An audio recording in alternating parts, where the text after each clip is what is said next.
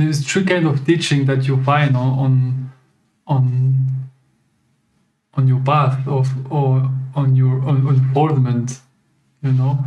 And the first one that we can encounter kind of a lot, it's the one that has to do with improving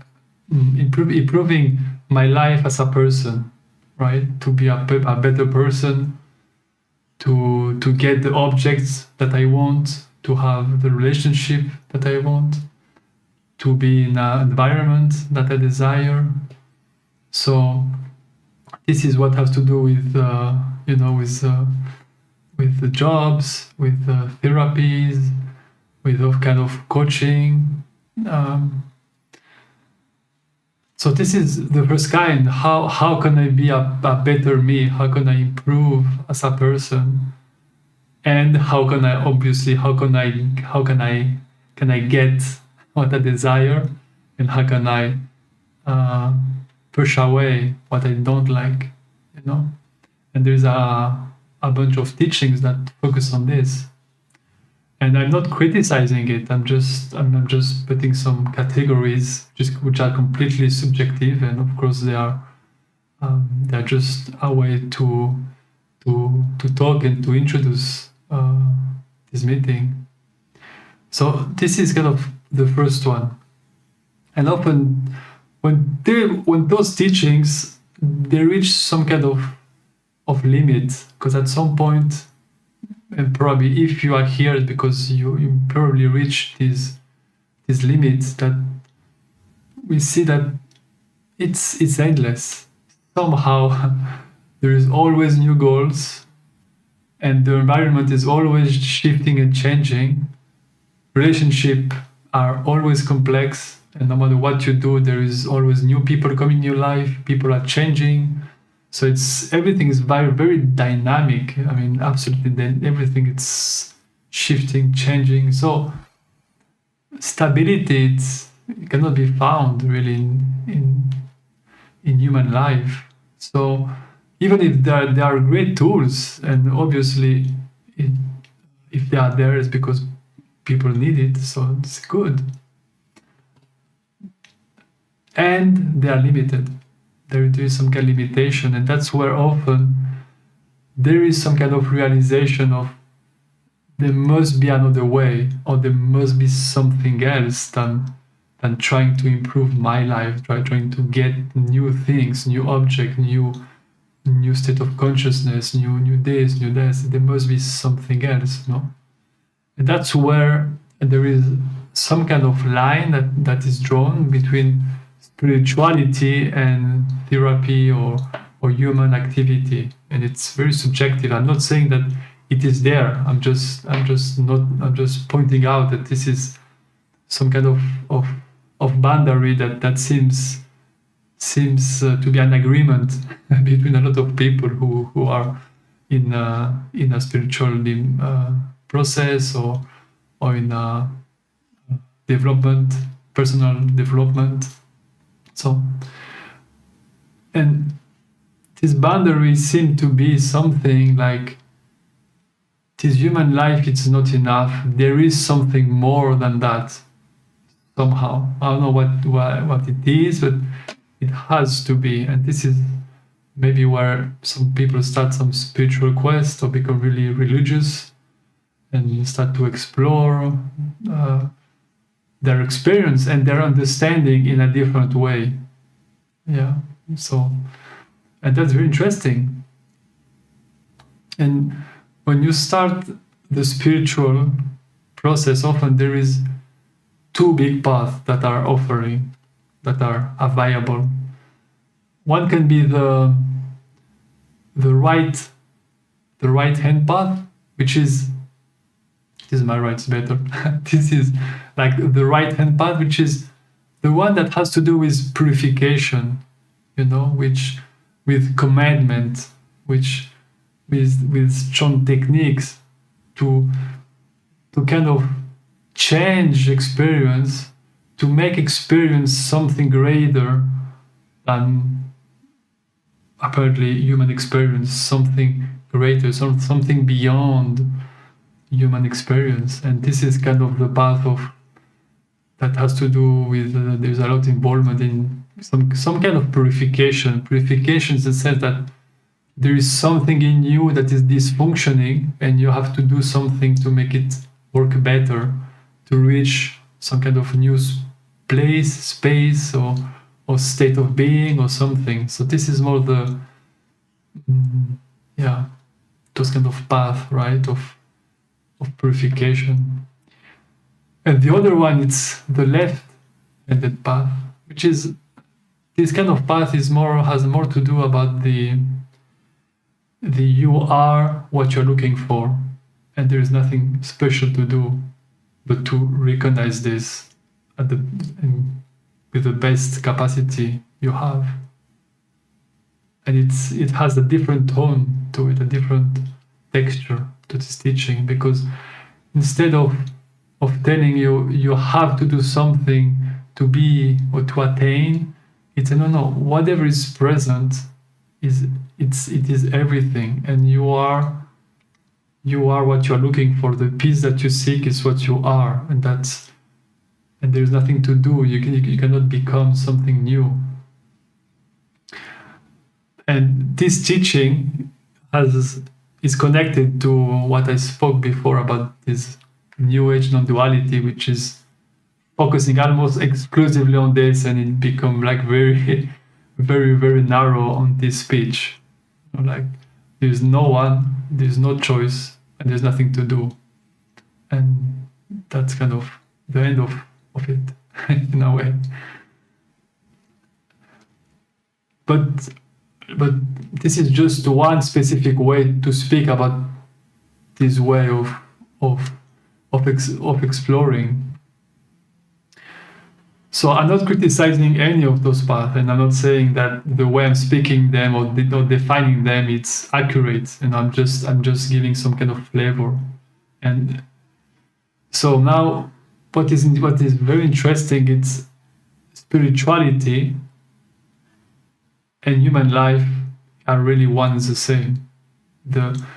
All of the boundary between what is mundane, what is everyday life, and what is spiritual, it's a boundary that is completely subjective. It's really personal, and it's not there. You don't find this differentiation between those seemingly two different kind of experience.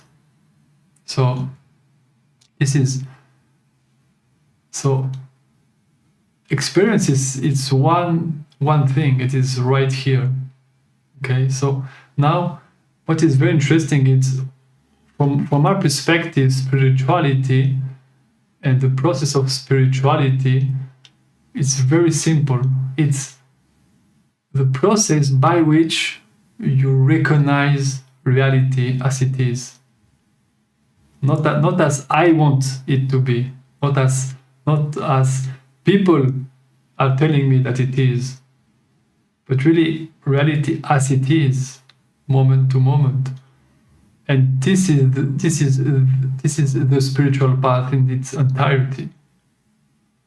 And what I believe, it's everyone, no matter what you do, from watching Netflix, going to work, playing football, going to church, being in this meeting, going to some kind of non-dual meeting, or you go to Hindu gatherings, or whatever you do, everything it's about this discovery. The only thing that is different is the way every being is exploring reality. But that's the only thing you can do. It's exploring reality, exploring it, the way it tastes, and navigating how it makes sense for you moment to moment.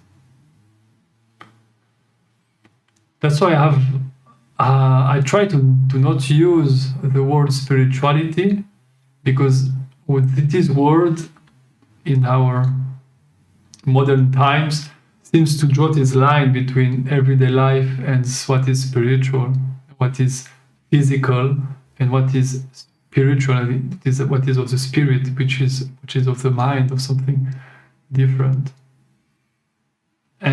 I don't think it's, I don't, for me, it's not accurate. It's a boundary that is completely conceptual, but you don't find this boundary in everyday life.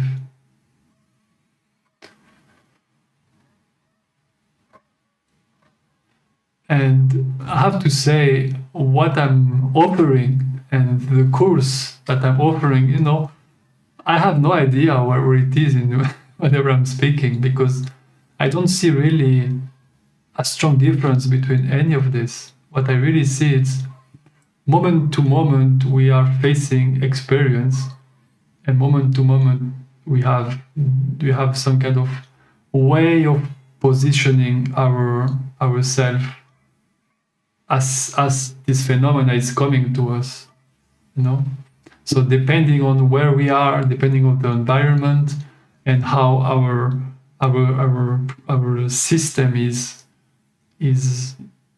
in the moment, reality seems completely different, and action appropriates can completely shift moment to moment, person to person. So to have a concrete example, if I am with my family and I'm with my kid, well, I'm a normal person, I teach him concept, I teach him the world, while the little I know about physics, what makes sense, like the Earth is circling the sun.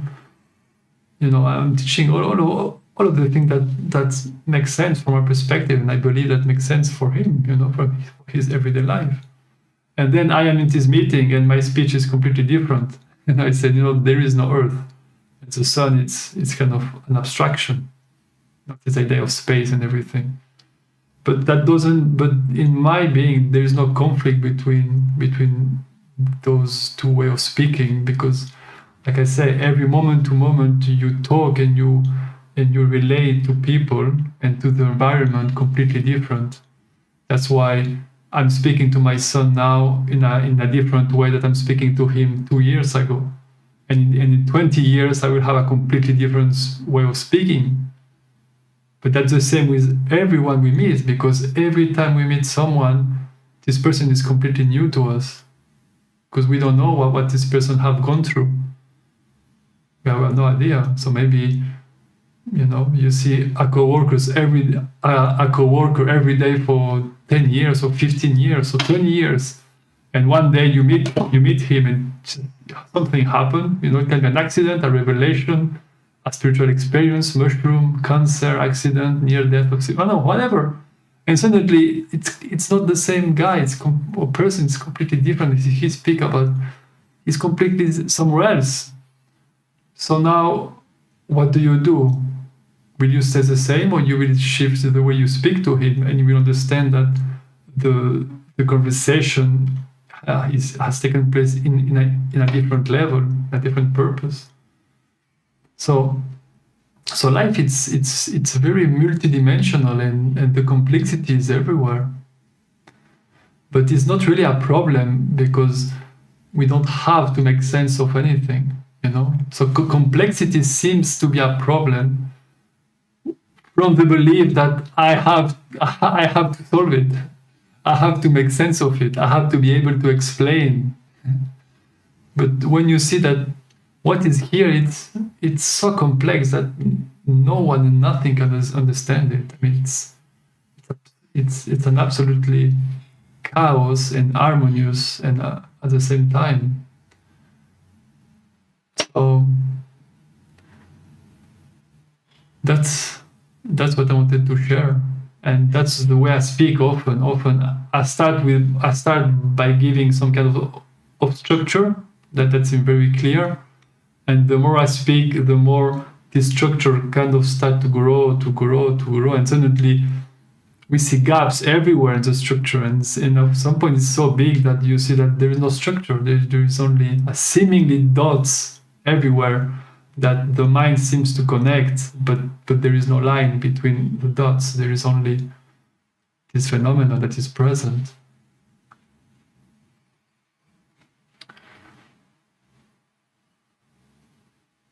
And one thing, what I really like, it's this complexity, really, when there is this relaxation that I don't have to understand and I don't have to solve anything. Life can be very complex, and it's beautiful. It can really be mind-blowing about how complex it is and how really it's navigating through human life. It's just, I have no idea really what to do. Of course, what I do makes sense in the moment, but if I look a little bit, I see that wow, I really have no idea of the consequences, and everything kind of again start to really, it grows and it dissolves, and it's perfectly fine, because there's nothing, we lose nothing in this complexity, in this everyday game that is unfolding.